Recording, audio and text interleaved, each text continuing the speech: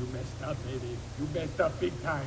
I told you to take it down. You'll ruin my hotel if they find out. Maybe you're just jealous that people are finally having fun at this place. Oh, that was not fun. Everyone running, jumping, swimming with no order. That was the opposite of fun. Do you even know what fun is? I invented fun. Boy, the wrong people get to be immortal. Look at me. You remember nothing of this encounter. You have no memory of this place or the monsters you met. Now go and never return.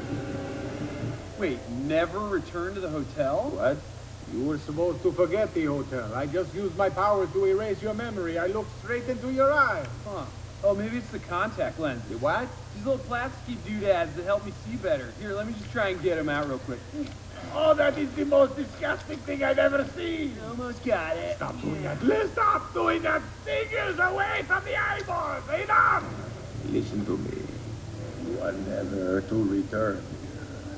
You are to stay away and never tell humans about this place, or I will track you down and suck every ounce of blood from your body until you look like a deflated whoopee cushion.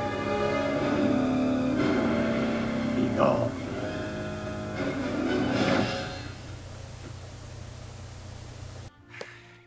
Oh, the gods hate me.